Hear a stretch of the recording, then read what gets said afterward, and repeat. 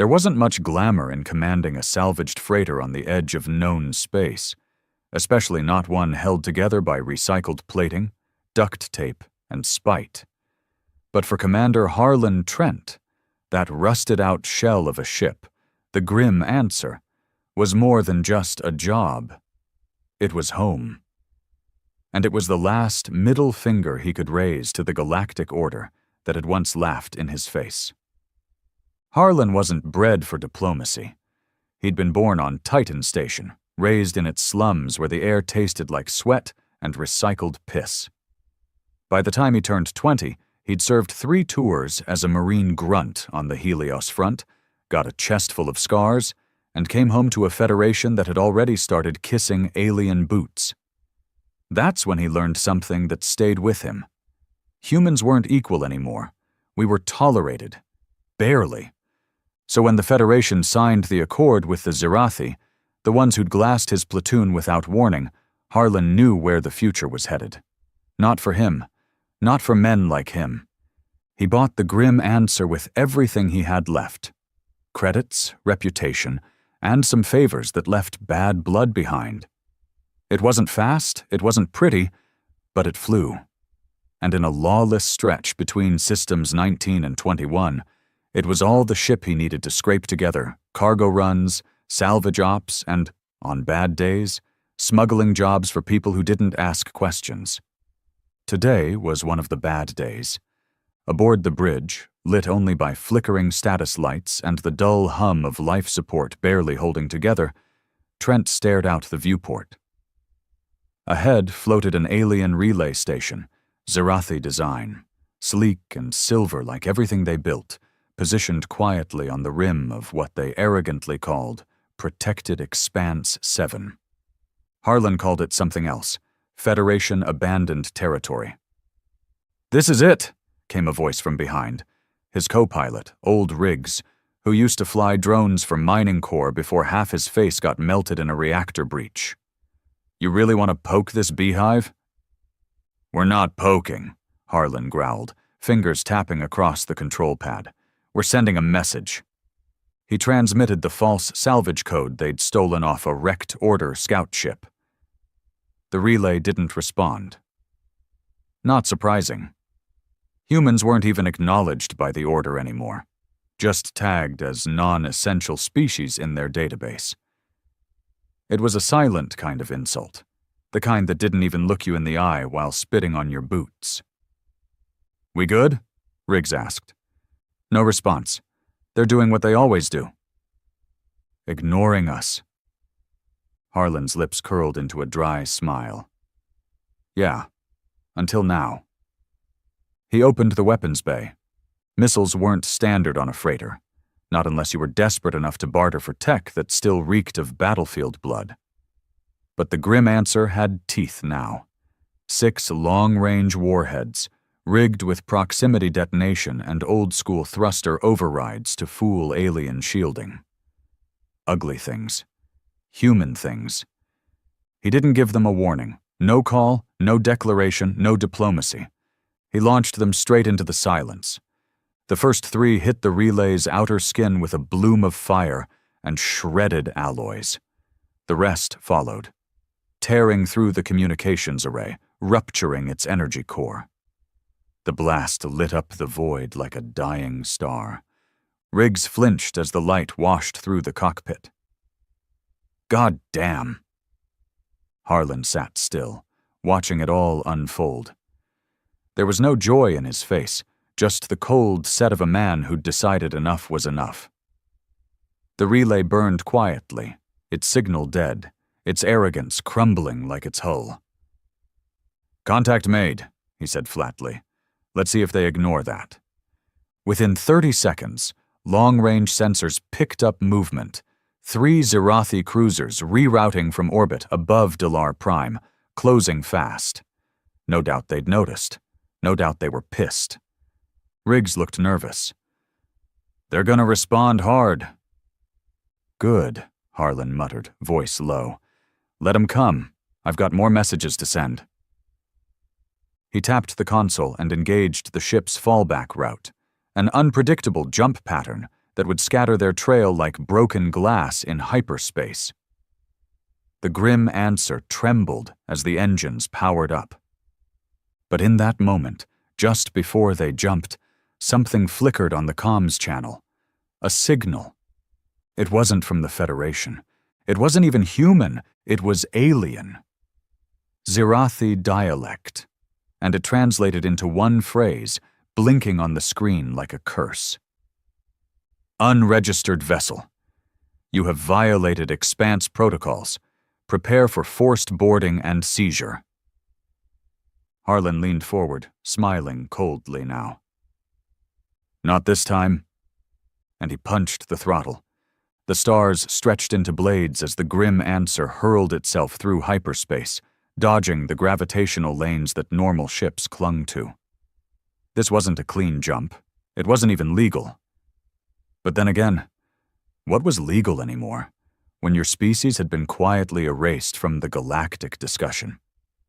Trent sat hunched over the console, sweat trailing down the side of his face.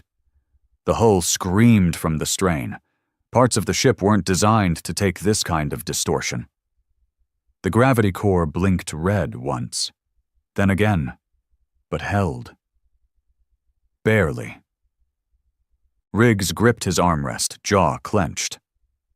We lost 2 panels on the rear stabilizer. I know, Harlan grunted. This route's suicide. So's begging. The jump bled out. Stars snapped back into place, and the grim answer reappeared in a dark patch of space between relay stations, uncharted, barely on the maps, and forgotten by anyone who didn't have something to hide. Harlan stood slowly, stretching his legs, and walked over to the weapons locker. He opened it, revealing 3 old human assault rifles, 2 slug pistols, and 1 box marked HE charges, human-made high explosive, outlawed by most federated species because of its messy efficiency. He checked everything like a man brushing dust off sacred relics. Riggs leaned against the bulkhead. You expecting company? I'm expecting consequences. They'd struck first. For the first time in years, a human ship had made the first move. Not a plea, not a protest, a goddamn attack. And Harlan knew what came next. The Zirathi didn't take things personally. They took them strategically. And a relay station wasn't just tech. It was sovereignty. He hadn't just made noise. He'd made war. But he didn't regret it. Not for a second. He pulled open a sealed container under the floor and took out a worn data chip. Plugged it into the main console. The screen flickered with footage. Grainy, but clear enough. The last moments of Echo Squad 9, his old unit. A team of 10 men dropped into the Tzathar Gorge on Helios 4, back when the Zirathi were alleged aggressors, and the Federation still pretended to give a damn about human life. Their mission was simple: extract a human diplomat held hostage. What they didn't know, what no one had told them, was that the Federation had already agreed to give the Zirathi the sector. The hostage was bait. Echo Squad was disposable. The footage showed fire, blood, static, Harlan's own breathing over the mic. He remembered every scream. He paused it just before the end, before Lieutenant Farron's head was blown off, before Medina's legs were vaporized by an overcharged plasma shell. It always stopped here. Always. Riggs watched from a distance. He'd seen the footage before. He knew the story. Still watching it, huh? Yeah. You think hitting one relay makes up for all that? No, Harlan muttered, but it's a start. A blaring sound snapped them both out of it, the long-range proximity alert. Incoming vessels. 3 signatures. Same class as the ones they'd seen on Delar Prime, Zirathi Hunter-class corvettes. Fast, agile, built to hunt pirates and smugglers, built for vengeance. They followed us, Riggs said. Number they tracked us. Impossible, we scrambled the jump. Harlan's hands were already flying over the controls. Nothing's impossible with the kind of tech they're using. Federation handed them our encryption years ago. You think this is it? He gave a humorless smirk. Not yet. They still want the ship intact. They're not here to kill us, they're here to parade us. Make an example. A deep, distorted voice came through the comms, repeating in several languages. Unregistered human vessel. You are ordered to power down. You are considered a rogue element. You will be taken for interrogation and dismantling. Comply. Harlan leaned close to the mic. Pressed transmit. His voice came out like iron dragged over stone. We tried playing nice. We begged. We complied. And all it got us was dead men and erased names. He paused, just enough to let silence drip in. You want this vessel? Come and take it. He cut the transmission. Engage cloak, he barked. We don't have a cloak, Riggs snapped back. Then kill the lights. Jam the radar. Go dark.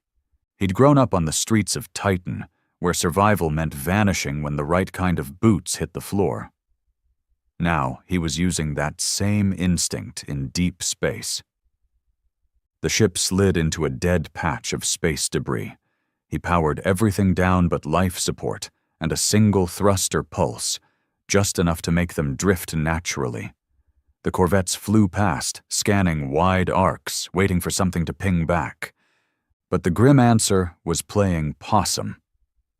5 tense minutes passed. Then 10. Riggs barely breathed. Harlan didn't blink. But eventually, one of the corvettes veered off course. Close enough for a visual pass. It slowed, scanning the debris, probably looking for a heat trail. Harlan knew the type. Bored soldiers, following orders, ready to scorch a rock just to make a point. Then the sensors flickered. Docking clamp engaged. They're boarding, Riggs said, eyes wide. Let 'em. Harlan grabbed 2 rifles and tossed one to Riggs, pulled on his vest, slotted in mags. They won't send a full team, he muttered. 2 scouts, maybe 4. The rest stay on the ship. You sure about that? No. And then the sound came, a dull clank, as the airlock hissed open. The first soldier stepped through. Sleek armor, insectoid helmet, weapon drawn, a Zerathi enforcer. Alien but not monstrous, tall, lean, calculating. Behind him came another, then 2 more. They didn't say a word. Harlan didn't either. He let them come halfway down the corridor. Then he detonated the bulkhead charge he'd planted a month ago for just such a visit. It wasn't powerful enough to kill, but it blasted the corridor with white light and shrapnel. One of the Zerathi screamed, a high-pitched insectile screech as part of its leg shattered. Harlan and Riggs opened fire. The corridor lit up with tracer rounds. The aliens fired back, but their targeting was sloppy in close quarters. Harlan's rounds punched through one of their helmets, turning it into shattered bone and smoke. Another dove behind cover, but Riggs flanked, caught it in the side. More blood, more noise. In 30 seconds it was over. 4 dead. 0 captured. 0 taken alive. Just how Harlan wanted it. Riggs stood panting, shoulder bleeding. That's gonna piss him off. They were already pissed. So now what? Now we talk. Harlan grabbed the comms unit off the body of the lead alien, plugged it into the console, crossed a few wires. He knew a little Zerathi, not the polite kind. The war kind. He opened a channel directly to the corvette's command. Commander Harlan Trent, he growled. Former Echo 9. You remember us. You left us to die. But we didn't. And now I'm telling you this. You think Earth is quiet because it's weak? Number. It's quiet because it's watching. He let that hang. And now it's waking up. He killed the feed again. Then he hit the thrusters. Full burn. The grim answer tore through the debris field like a bullet through water. aiming for the one place no sane man would hide. The Old Belt. A graveyard of ancient mining colonies and forgotten ships, full of radiation, malfunctioning drones, and orbital wrecks. It was uncharted, dangerous, and crawling with failed AI defenses. And that's exactly why Harlan chose it. "They won't follow us there," Riggs muttered. "No," Harlan said, eyes narrowed. "They'll send drones. Probes. Cowards. They'll call in the Council.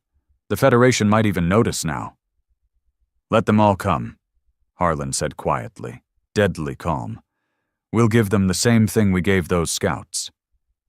"And what's that?" He looked at the smoldering bodies in the corridor, smoke still rising off armor plating. "First contact, human style." The Old Belt wasn't on any modern navigation charts for a reason. Once a thriving zone of human mining operations in the early interstellar era, it had become a graveyard after the Great Collapse of 2181, when Earth's expansion efforts ran face-first into the brutal economics of alien trade pacts. The Federation had sold off rights to Zirathi contractors in exchange for security guarantees, and the Old Belt had gone dark. The miners who stayed behind became ghosts. The ones who didn't, well, their bones floated between shattered stations and forgotten dreams. As the grim Answer slid through that radioactive junkyard, its hull groaned with every shift of the unstable gravity pockets surrounding them. Navigation was nearly impossible. The system pulsed with dead satellites, rogue energy surges, and long-abandoned defense drones running on corrupted logic. But Harlan knew it better than anyone else. He'd been here before, a long time ago. He punched in coordinates that weren't listed on any official system. Not anymore. Riggs stood behind him, blood from his shoulder seeping into the worn fabric of his shirt. "You sure this place still exists?" "Station 13's still out there," Harlan said. "Or what's left of it." Riggs muttered under his breath. "You're gonna get us killed chasing ghosts." "We've been dead since we launched the first missile," Harlan said quietly. "Now we just get to pick where we rot." It took 2 more hours to reach the broken hulk of Station 13. What remained looked like a carcass twisted in zero gravity. Half a ring, scorched panels, and a skeletal arm of what used to be the docking bay, hanging limp like a dislocated limb. But the beacon still blinked. Once every 72 seconds, just as it had when Harlan first stumbled on it as a younger man, looking for places to disappear. No law came here, no alien patrols, not even scavengers. Station 13 wasn't just forgotten. It was cursed. They docked the grim Answer manually, scraping metal on metal as they forced the airlock into place. No pressurization, no power, just vacuum and a whisper of stale death. They suited up, armed themselves, and entered. Inside, it was colder than the void. The main corridor was sealed with ice, the kind that forms when atmosphere is ripped away violently. Desiccated human corpses floated near the ceiling, frozen in place, some still clutching tools or weapons. No blood, just dust, decay, and regret. Riggs muttered a prayer under his breath. "How many died here?" "Too many." "Why didn't they leave?" "They didn't get the chance." The power flickered as Harlan reconnected a bypass to the core generator. The lights coughed, then dimly lit the hallway, like an old man opening his eyes after a long coma. The main terminal room still held together. Barely. He slid into the command chair, fingers dancing over a broken interface, entering a security override he hadn't used in over a decade. The screen buzzed, then cleared. Access granted. "What is this place, really?" Riggs asked, lowering his rifle. Harlan didn't answer at first. He just stared at the screen. Then he said, "This was supposed to be Earth's backup plan. A fallback fortress, before we were sold out, before they started saying aliens were friends and humans were the problem." Riggs tilted his head. A bunker? Number A weapon platform. But they never finished it. Supplies ran out. The Federation pulled funding. Then they signed the Zerathi Pact and made this entire sector off-limits. He turned and looked directly at Riggs. They didn't just abandon this place, they erased it. Riggs blew out a slow breath. So what now? We finish what they started. It took hours to reboot the command systems.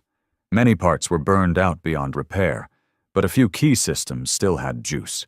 External sensors, drone control arrays, and, most importantly, the deep signal array. Something most people had forgotten existed. A buried, ancient technology tied into humanity's early colonization efforts. Built for sending distress signals so deep into the void that even black holes couldn't swallow them. Harlan didn't want to send a distress signal. He wanted to send a rallying cry. He patched in audio, stared at the blinking light, and spoke into the void. This is Commander Harlan Trent. If you're hearing this, then you remember what Earth used to be. Before we were sold, before we were erased. You remember what it felt like to matter. He paused. I attacked a Zerathi relay station, killed a boarding crew. And I'm still alive. That means something. He leaned closer to the mic. You've got nothing left to lose. I know it, because neither do I. So if you're a ghost in the dark like me, come find Station 13. We've got weapons, we've got space, and we've got unfinished business. He ended the transmission. Riggs stared at him like he'd grown another head. You just declared war. No, Harlan said. I just invited others to remember we're still human. Back on the grim answer, he patched into the ship's damaged black box. He needed data, on the Zerathi ships, on their patrol routes, on the encryption keys they'd used. Anything that could give him an edge. And what he found sent a cold shock through his chest. The scouts that had boarded them weren't just standard enforcement. Their comms log carried an encrypted seal from the Galactic Council itself. Not just a response team, not just retribution. It was a sanctioned kill mission. Riggs saw it too. They sent Black Ops after us. Harlan's jaw clenched. Means we hit something important, more than just a relay. Maybe that station wasn't just comms. Maybe it was listening to us. Surveillance? Or worse. He stared at the flickering screen, heart thudding. They've been watching Earth, cataloging resistance, locals, fighters, maybe even movement cells. Riggs swore under his breath. So what? We just stirred the whole nest? Number, we burned it, and now they're coming. The next 12 hours passed in restless silence. Harlan stayed on comms.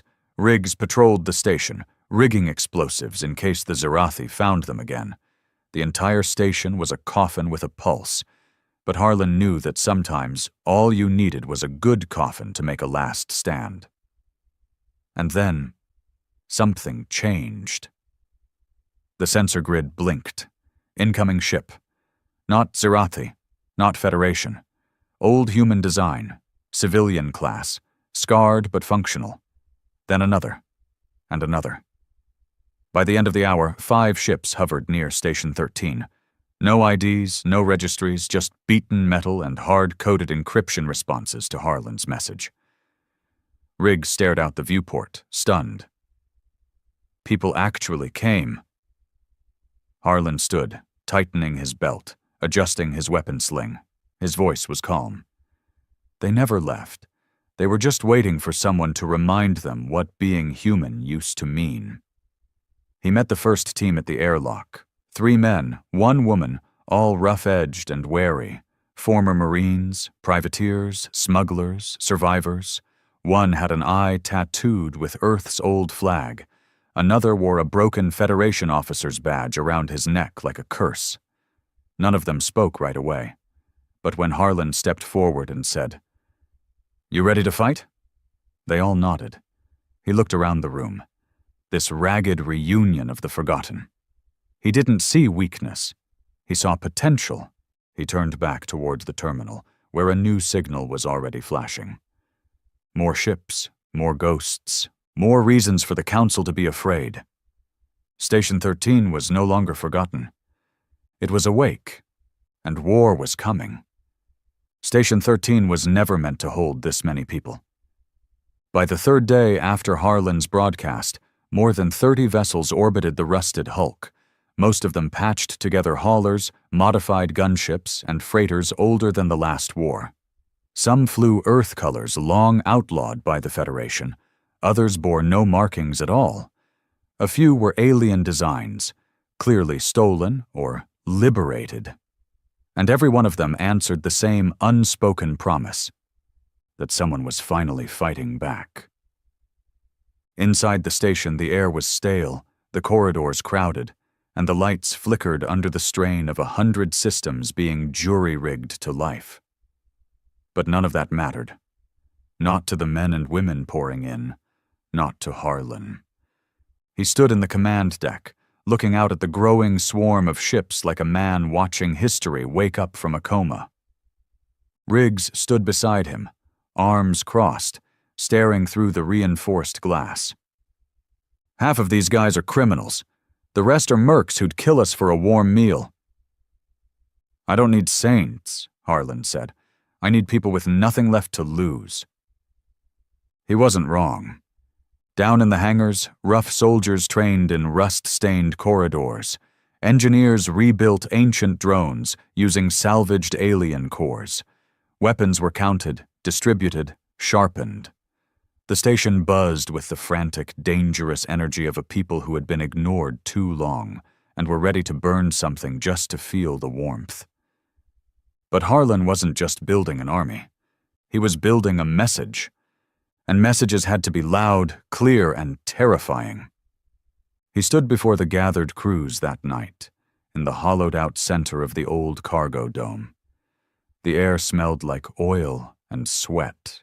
Old Federation banners had been torn down.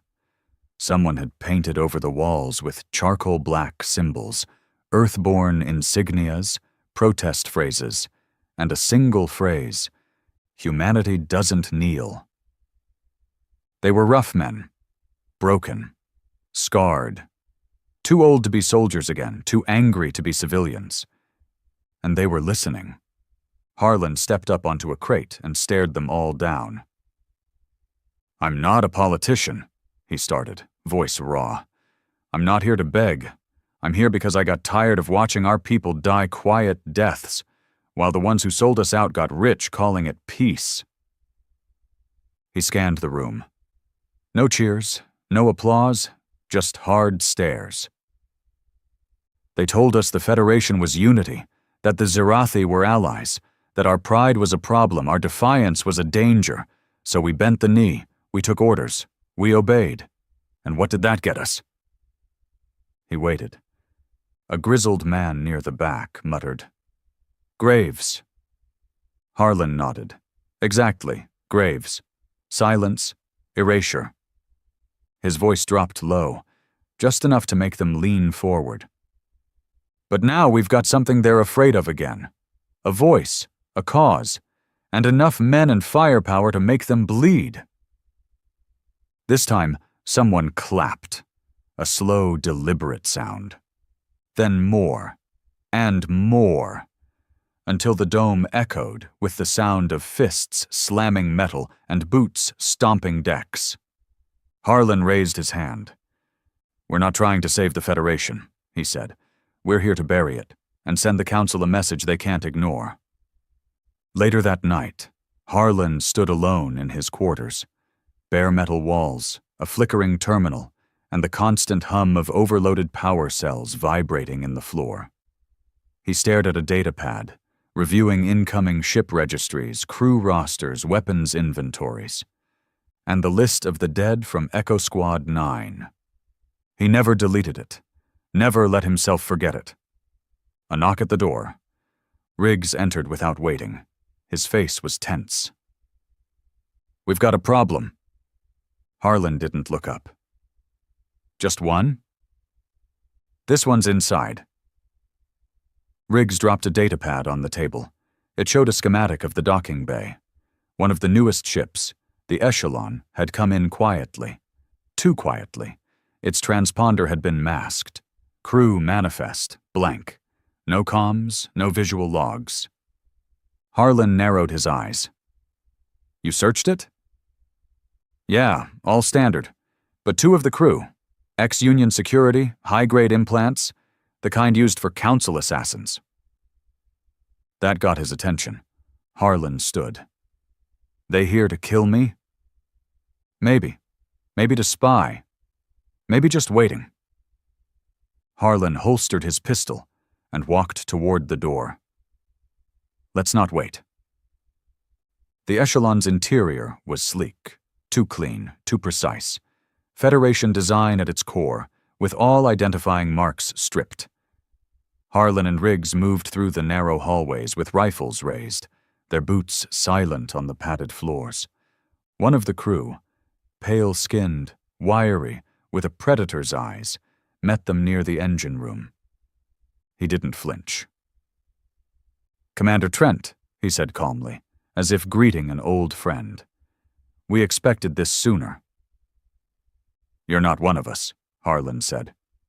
The man smiled thinly. I used to be, before your kind started throwing missiles like tantrums. That was enough. Harlan shot him in the leg.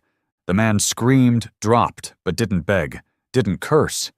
He just looked up and said, You don't know what you've started. I do, Harlan replied coldly. That's why I'm not stopping.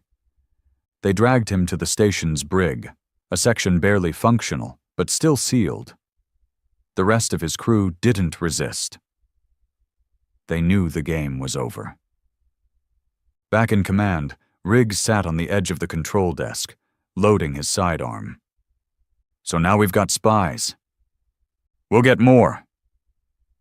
You think the Council's watching us? I think they never stopped. Riggs frowned. You sure we can win this? Harlan stared out the viewport, at the swarm of ships, at the broken wrecks being reforged into weapons, at the humans no one had cared about. Until now. I'm not trying to win, he said. I'm trying to make sure they never forget us again. By the next morning, the first operation was underway.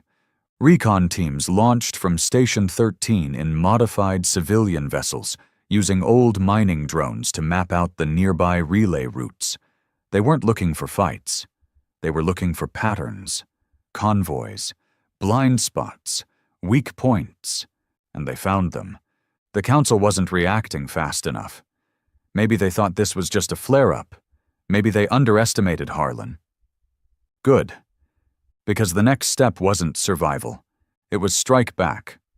They hit a weapons depot on Tarsus Ring, blew the docking bay before the sentries knew what hit them. They stole plasma rifles, detonated fuel cells, and left a message etched in the station walls. We remember. A week later, they intercepted a Federation surveillance drone near Argo Drift, reprogrammed it, sent it back with a new file uploaded. Footage of the burning Zerathi relay. Footage of Harlan standing next to the alien corpses on his ship. It went viral in under 3 hours. The Federation tried to scrub it. The Council denied it. The Zerathi demanded retaliation. And across the galaxy, more ghosts stirred. But it wasn't all victories. The 5th raid went wrong. A small team, led by a man named Grant, one of the earliest to arrive, was ambushed at a fueling outpost. Half his squad was killed. The rest captured. And then came the broadcast, a Council newsfeed, polished, perfectly timed. No blood, just control. Terrorists from an unregistered human cell have launched unprovoked attacks on peaceful sectors. Their actions threaten the fragile peace between species. We ask all sentient beings to report contact with these rogue elements. Humanity does not support them. The message ended with footage of Grant, his face bruised, eyes defiant, kneeling before a Zerathi officer. Then the feed went black. Riggs slammed his fist against the console. "They're turning us into criminals." "They always did," Harlan said quietly. "They're gonna kill him." "Then we kill more of them first." Back in his quarters that night, Harlan opened the old black box again. Watched Echo Squad 9 fall. Again. Watched his own face, young, hopeful, crawl through the mud while artillery lit up the sky. He closed the feed and whispered to no one. "We're still here." The door slid open. Riggs stepped in. "You ready?" "For what?" "We just picked up another transmission." "From who?" Riggs handed him a datapad. The screen showed an Earthborn signature, coordinates, a ship, a message. "To Commander Harlan Trent. We've been waiting for your kind of war. En route." Harlan stared at the pad for a long time. Then he smiled. A real smile, the kind a man wears before he lights the fire. The incoming ship was like nothing they'd seen yet. It arrived without a sound. No grand entry, no warning, just a black, triangle-shaped silhouette gliding into Station 13's orbital grid like a blade across soft flesh. No lights, no transponder, but every sensor lit up the second it appeared. Shield signatures, old Earth design, pre-Federation. Weapon bays that didn't match any current registry. But most chilling of all, the ship's name was burned into the hull in jagged white paint. Not etched, not carved, just scarred into metal like someone wanted it to bleed. Vindicta. Riggs stared at the readout on the screen. "That thing's running ghost tech." Harlan narrowed his eyes. No one should have ghost tech. Well, someone does. They watched as the ship docked without clearance, overriding Station 13's decaying security like it owned the place. Whoever was inside wasn't asking for permission. They were coming in. Harlan was already walking toward the docking bay. He didn't take backup, didn't bring Riggs.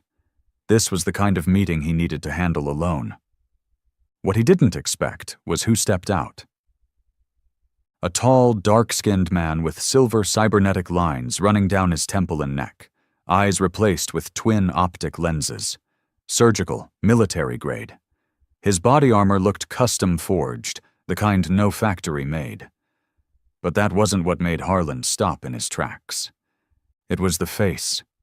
Old, familiar, buried deep in memory, under the rubble of Helios 4.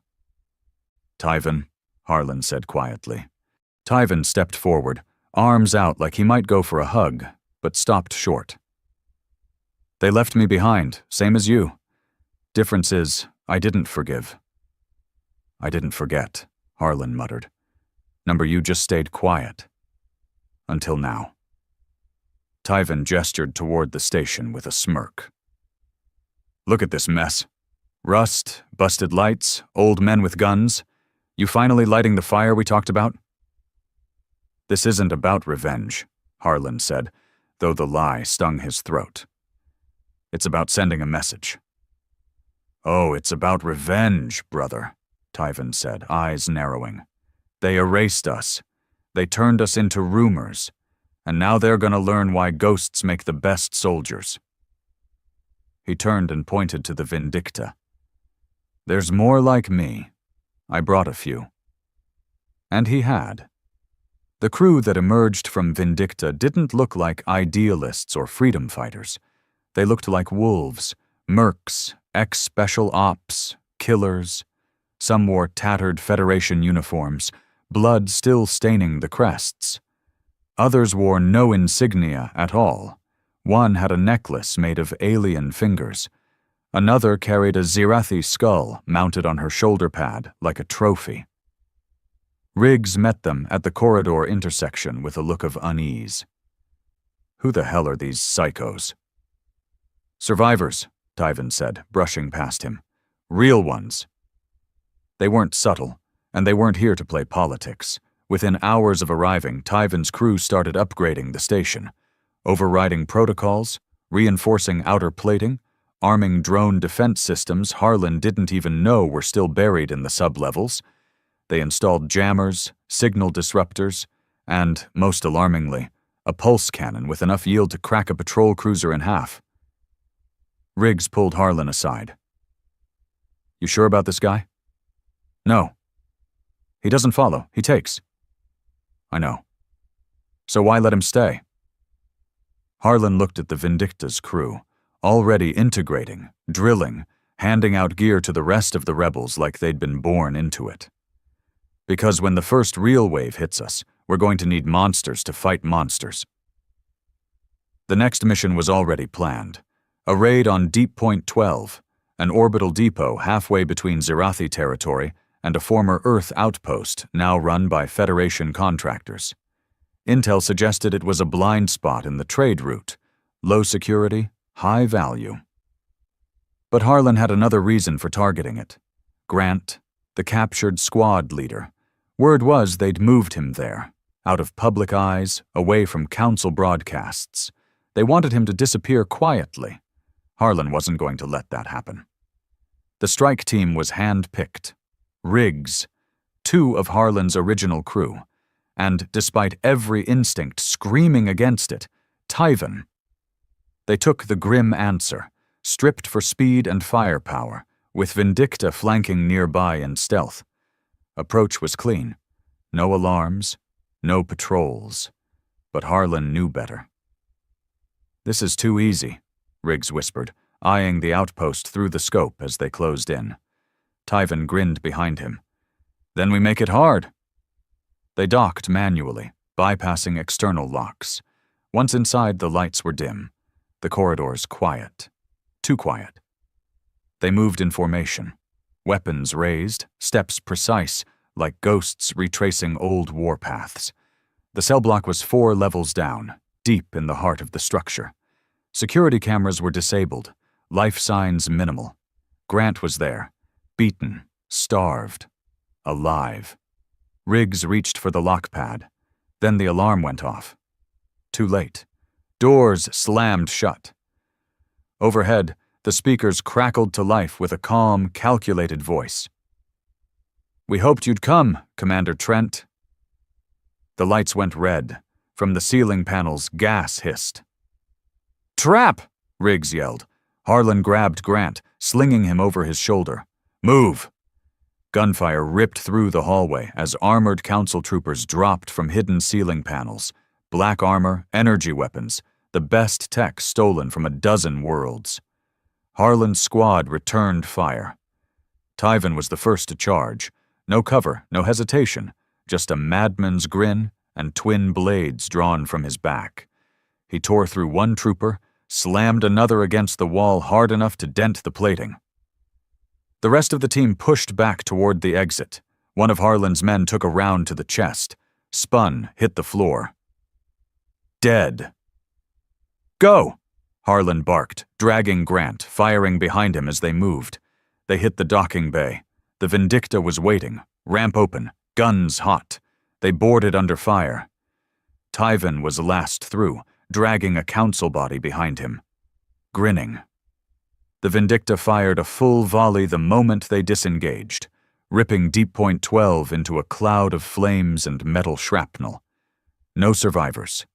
No second chances. Back at Station 13, Grant was stabilized, but barely. His first words through cracked lips were, "Don't stop." And Harlan wouldn't. But something in him was changing. He looked at Tyvan, laughing in the corner, cleaning blood off his blade. This wasn't the fight Harlan had envisioned. This was a purge in the making. Riggs found him in the command center, poring over the Council's response feeds. The galaxy was stirring. News networks calling them terrorists, the Zirathi demanding a manhunt, the Federation condemning violence while quietly increasing patrols near human sectors. It's working, Riggs said. They're scared. Too scared, Harlan muttered. They're going to escalate. They already have. Word is they're dispatching high-orbit supercruisers, Zarathi dreadnoughts. Harlan rubbed his face, exhausted. We've got one station, some retrofitted freighters, and a crew of maniacs. And yet, we're winning, Riggs said. Silence hung in the room for a moment. Then Harlan turned to him. Get me every unregistered ship within 5 jumps of here. Tell them we're not done. Tell them the Council wants blood. And what do we want? Harlan's jaw tightened. Justice, he said. Then he looked out at the void again. But we'll settle for war. Station 13 no longer slept. Not that it ever really had. But now there was no silence, no pause. The halls buzzed with movement day and night, makeshift armor clanging, old weapons being modified, scouts returning with reports from the outer systems, ships docked and launched by the hour, new recruits, old enemies, ghosts answering the call, and they were coming in numbers that surprised even Harlan. Riggs updated the boards daily, and every time the numbers grew. 27 ships turned into 45. 45 became 73. Cargo freighters refitted with armor, rusted corvettes painted with Earth symbols, a few old Terran warbirds no one thought still flew. They were ugly, scarred, sometimes held together with wires and hope, but they were loyal. But loyalty wasn't enough. Not now, because the enemy was finally responding. Real force, not just scouts or assassins. This time, it was an armada. A scout drone had picked up images near System T9, 6 Zarathi dreadnoughts, 4 Federation cruisers, and what looked like an alien supercarrier branded with the sigil of the Galactic Council, all converging on the rim. No more denials, no more excuses. The Council was done tolerating human noise, and they were coming to silence it. Permanently. 4 days, maybe 5, Riggs said, pointing to the screen. If they're slow, which they won't be. They're not just coming for a show of strength, Harlan muttered. They're coming to wipe us out, clean. Riggs nodded. Burn the rot, rewrite the story, pretend we never existed. We have to hit them first. Riggs didn't disagree, but his jaw tightened. You think Tyvan's gonna wait for orders? That was the real problem, because Tyvan wasn't waiting. The first incident came from a forward outpost near Sen 8, where Tyvan's crew had gone to secure an old trade lane. They didn't just take it. They massacred a neutral alien supply convoy that didn't even have weapons. Civilians. Non-combatants. The report came in from a shell-shocked pilot who barely escaped.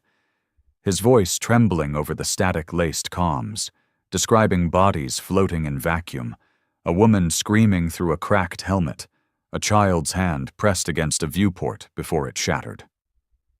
They said it was necessary, Riggs muttered, reading the report. Said the Zarathi were hiding intel. But it was a family ship, Harlan. A family. Harlan stood in silence, the datapad shaking in his hand. This wasn't the message he wanted to send. Not this, not that. Bring him in, Harlan said. Riggs blinked. Tyvan? Yes. With backup? Do you think he'd come if he saw backup? Fair. Tyvan didn't bother pretending. He walked into the command deck like he owned the place, helmet off, blood on his gloves, a half-eaten protein bar in one hand like it was just another Tuesday. You wanted to chat? You butchered a civilian vessel, Harlan said, dead calm. Don't call them civilians. They're Zarathi. They're the enemy. You think the Council's gonna ask who had a weapon when they glass us? There were kids on that ship. Tyvan stopped chewing. There were kids in Echo Squad 9, too. Didn't stop the Zarathi from melting their organs with thermite bombs. That's not the point. That's the only point, Tyvan snapped. You want to lead a rebellion, Harlan? Then lead one. Don't start crying when the knives start cutting. I started this to remind them that humanity still has dignity, that we don't kneel, that we're not animals. Tyven leaned in close, eyes gleaming. You want dignity? Then win. Because if we lose, no one's writing history with flowers. They'll scrub our names from the stars like we never breathed. Silence. Harlan stared at him, mind screaming. Finally, he said, You're off the next op. You and your crew. Tyven's grin died. Don't push me, Harlan. I'm not pushing. I'm drawing a line. You crossed it. Tyven's voice went cold. You're making a mistake. Number, I'm making a choice. Tyven turned and walked away, hands clenched into fists. And for the first time since this all began, Harlan felt fear. Not of the Council, not of the dreadnoughts, but of what this rebellion was turning into. Later that night, Riggs found him in the hangar, sitting alone beside the grim Answer, his ship, his old rust bucket now dwarfed by the fleet surrounding it. You all right? Harlan didn't answer for a long time. Then finally he spoke. I started this to fight monsters, not to become one. Riggs sat beside him. We don't get to choose the clean road, brother, not in war. But we do get to choose the one that doesn't drown in blood. Riggs gave a half smile. Then we'd better be quick, because the flood's coming. And it came. 3 days later, the scout ships blinked off the grid without warning. Then the long-range scans picked it up. 37 enemy ships, war formations, formed into a sweep pattern around the rim, moving in slow, deliberate arcs, herding the rebels inward. The Council had learned. This wasn't a frontal assault. This was an encirclement. They're going to box us in, cut supply lines, and crush us sector by sector, Riggs said, tracing their path. If we wait here, we die slow. We don't wait, Harlan said. He stood, pulled the old black datapad from his vest, and looked around the command deck. All hands, every ship, ready weapons. This is it. Riggs raised an eyebrow. This is... what? A retreat? This is a declaration. The fleet assembled within the hour. 87 ships now. Human, ugly, loud, powered by hatred and parts stolen from history. They didn't wait. They moved, straight at the center of the enemy grid, not to survive, but to disrupt, to break the pattern. Harlan led from the front in grim answer. Tyven followed, grudgingly, in Vindicta. Riggs manned the comms. The rest scattered to their formations. The void lit up with fire, and humanity made first contact again. The battle was chaos, not tactics, not neat formations, just raw fury. Plasma streaks arced across stars. Drone swarms collided like insects on fire. Human ships, slower, less advanced, moved with desperation and grit. Harlan flew into the thick of it, dodging cannon bursts, laying down missile salvos. He screamed into the comms, rallying scattered fighters, barking orders, refusing to yield. He watched Riggs's ship take a hit, hull breach, flames trailing, but the man kept fighting. He saw Tyven ram a Zerathi interceptor, jump onto its hull mid-space, and plant a bomb with his bare hands. He saw Council vessels retreating. Not many, but enough. And he saw hope. For a second. Until the dreadnought arrived. It slipped through hyperspace like a shadow, bigger than anything Harlan had ever seen, half ship, half city. Its cannons rotated like the bones of gods, and it fired. 2 rebel ships disintegrated instantly. Another buckled and cracked open like a can. The comms lit up with screams. And in the chaos, Harlan heard a voice from the dreadnought. This is the will of order. Humanity will be silenced. Your rebellion ends today. Harlan gritted his teeth, targeting the dreadnought's forward section. We've only just begun. And he fired. They couldn't destroy it, not yet, But they didn't have to, because while the dreadnought turned to chase Grim Answer, Riggs's ship, limping, bleeding fire, slipped under its belly and detonated. Full overload. A suicide move. Harlan screamed into the comms. "Riggs, no!" But it was too late. The blast crippled the dreadnought's underside, enough to tilt it, enough to make it retreat, enough to buy time. Silence fell across the battlefield.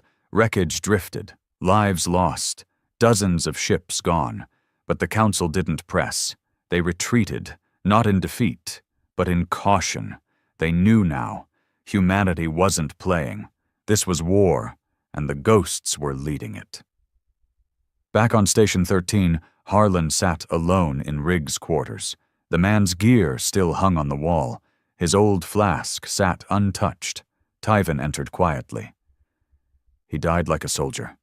"No," Harlan whispered. "He died like a friend." Tyven placed a worn patch on the table. Echo 9's insignia.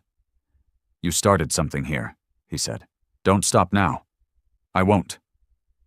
Tyven nodded. "Then maybe we can still burn the stars."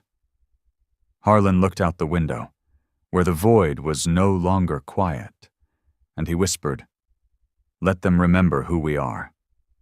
The station lights dimmed to half power that night. It wasn't protocol. It wasn't energy conservation. It was grief. A quiet ritual passed among the crew, not spoken, not commanded. Just done.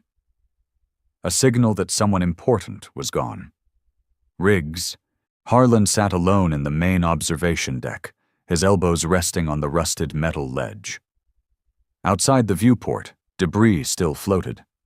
Chunks of ships, both theirs and the enemy's, drifting like broken teeth in space. Fires flared silently in the distance. Another battle won, another friend lost. He clutched the old flask Riggs used to carry. Still full. He couldn't bring himself to open it. Behind him, the door opened with a soft hiss. It was Tyven. He didn't say anything at first, just walked up and leaned beside him, staring out the window with tired eyes. Even he looked different now. The manic grin dulled, the bravado dimmed. He'd fought like a beast in the last battle, but the death toll had done something to him too. "They're calling it a victory," Tyven said finally. Harlan didn't look at him. "Then they're blind. We forced them to pull back. That's not nothing. It's not Riggs." Tyven exhaled. It's not." Silence settled between them. Harlan stared into the void. He was the first one who believed in this, before any of you showed up, before the message, before the missiles. It was just him and me and this piece of shit ship. He kept the lights on. Tyven nodded slowly. "You want to honor him?" "I want to undo it." "Then stop acting like a priest. He didn't die for you to mourn him.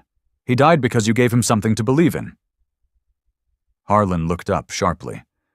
"You think I wanted this? The war? The deaths?" "I think you knew it was coming.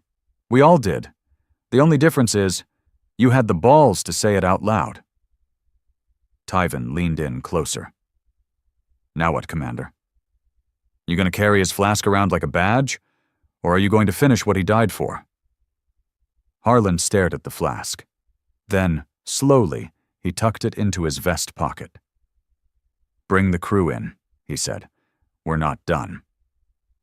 In the war room, once a cargo chamber now converted into a strategic operations hub, dozens of rebel leaders and ship captains gathered. Harlan stood at the head of the table, worn datapads laid out before him, blueprints, intercepted signals, and something new, a transmission from within the Council. An anonymous source, encrypted, brief, dangerous. It read, "They're building something. High orbit. Project designation. ECLIPSE." The message was unsigned. It came from deep within the Council's internal communications, bounced across relay points to avoid tracing.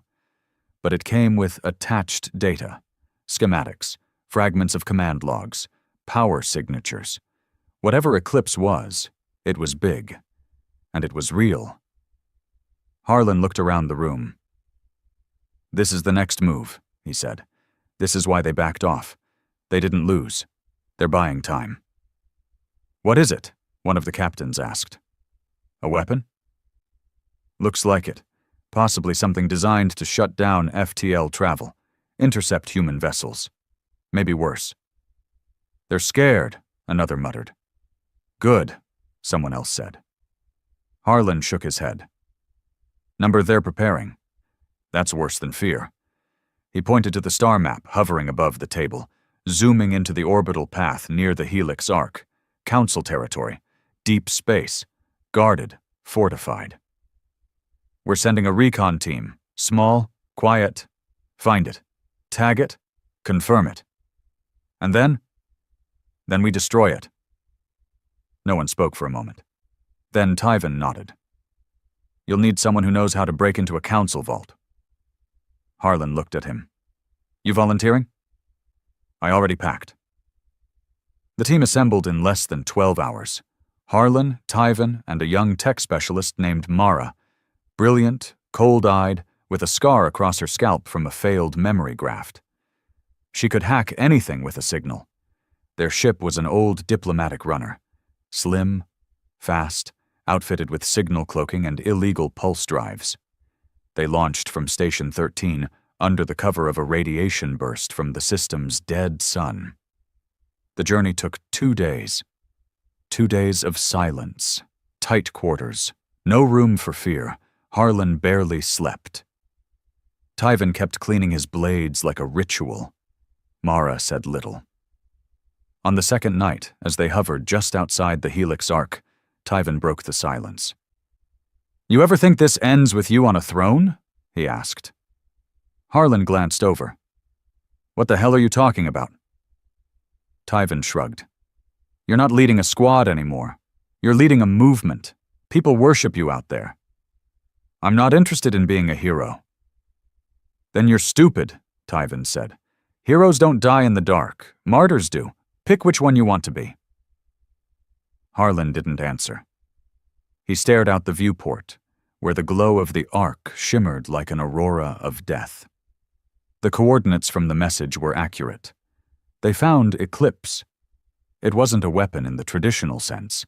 It was a black station, the size of a small moon, orbiting a dead planet, hidden by cloaking fields and powered by quantum fusion. From the scans, it looked like a communications array, but the output signatures told a different story. "It's a signal killer," Mara whispered, tapping her pad. "Designed to block human networks, jam weapons, cut off ships, isolate them." "EMP net?" Harlan asked. "Worse. This could black out an entire resistance fleet the moment they jump into range. No calls, no relays, no countermeasures. We'd be flying blind." Tyven whistled. "They built a hammer, and they're waiting to drop it." "We need to hit it now," Harlan said. "No way," Mara cut in. "It's shielded. One ship can't do it. We need the fleet." Tyven smirked. "So call the fleet." Mara looked at Harlan. "But that means exposing the station." "I know. It means risking everything." Harlan clenched his jaw. "This thing goes live. It's over. They won't just beat us. They'll erase us." He activated his comm pad. "Send the message." The return was fast. Station 13 responded with a full transmission. Harlan's call wasn't just a ping. It was a signal flare, a war cry, and every ship that still flew under a forgotten human flag began to turn toward Eclipse. They weren't going to wait. They were going to hit it head on. One last push before the Council made silence permanent. The fleet came. Not all of it, but enough. By the third day after Harlan's transmission, over 134 ships had gathered in the shadow of Eclipse's orbit. Station 13 was emptied, save for a skeleton crew. Old Terran warships, refitted freighters, combat-ready smugglers, and even a few defected alien vessels flying under human colors. They arrived in waves, tightening the circle around the black station like a noose pulling at a god's neck. Eclipse floated above the dead planet like a quiet tombstone. Unassuming. silent. But every scan confirmed it. Within its core sat a signal suppression array large enough to shut down every human ship in 5 systems. Not just rebel vessels, every last survivor. Earth itself, had it dared to lift a ship into orbit again. Mara's voice came through the comm. They're charging it, power output climbing. Once it hits threshold, we lose everything. Harlan Trent stood on the bridge of grim answer, armored up, eyes locked on the tactical display. Outside the viewport, stars blurred with engine fire.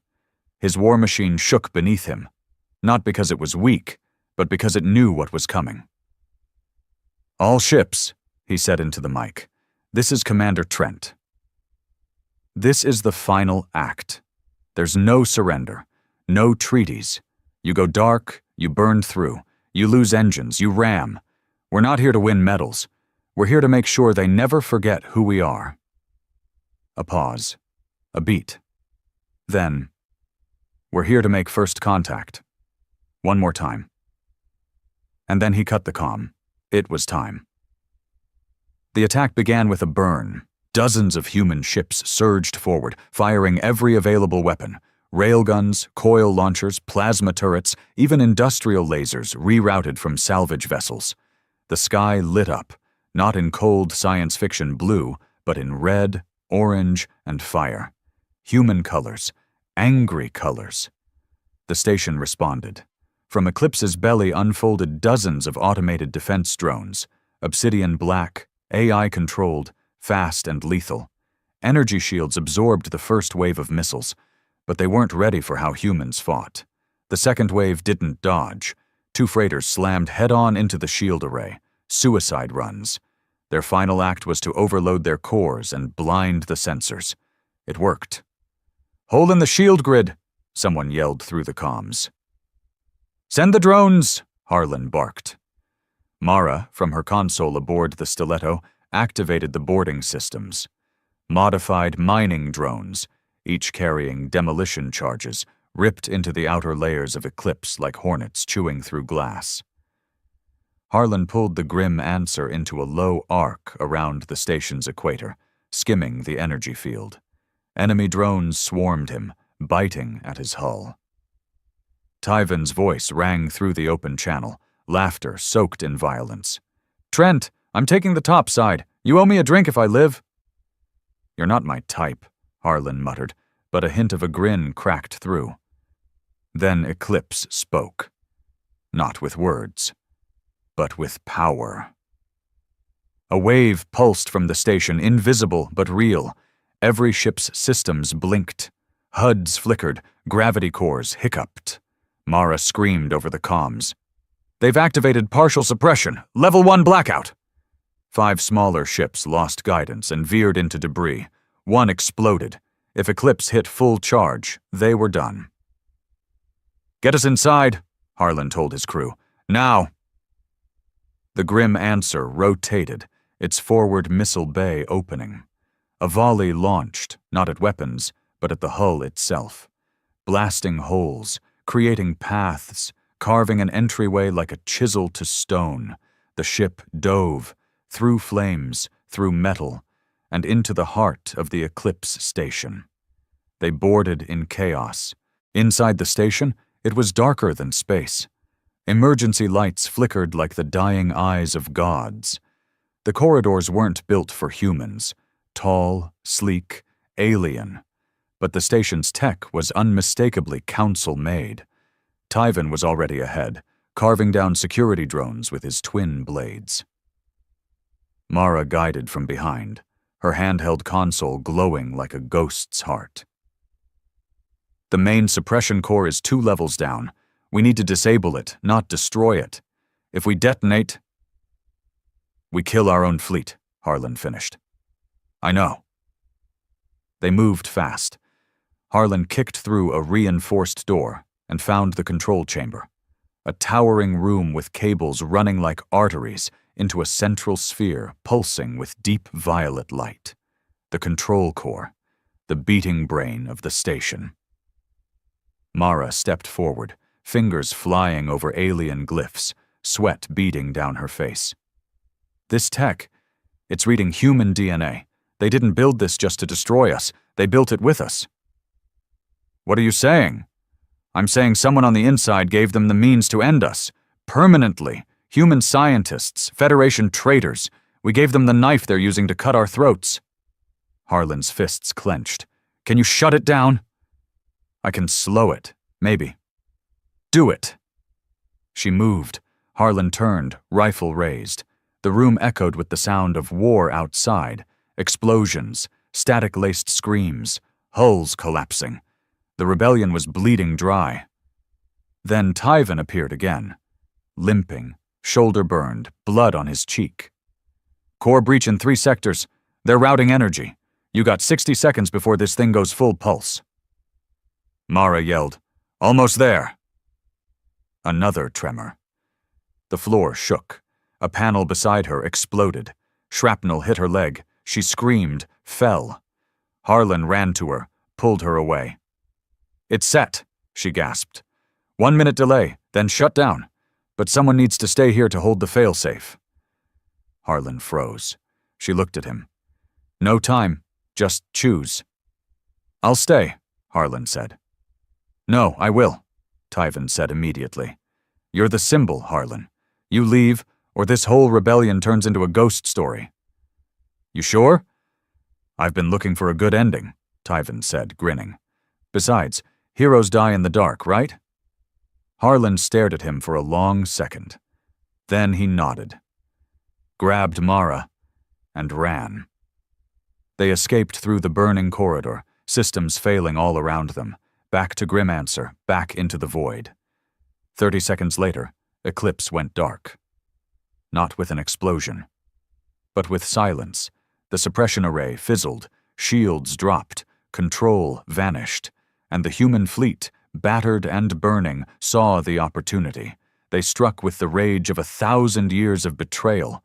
Missiles screamed, cannons ripped, and Eclipse fell, a slow, burning descent into the dead planet below. Back on Station 13, days later, Harlan stood before the fleet's survivors. Only 72 ships remained. A third of the fleet, half the men and women gone, and Tyven, mad, loyal, unbreakable, buried inside the heart of a machine designed to erase them. But they'd won, not because they destroyed the station, but because they made the Council fear them again.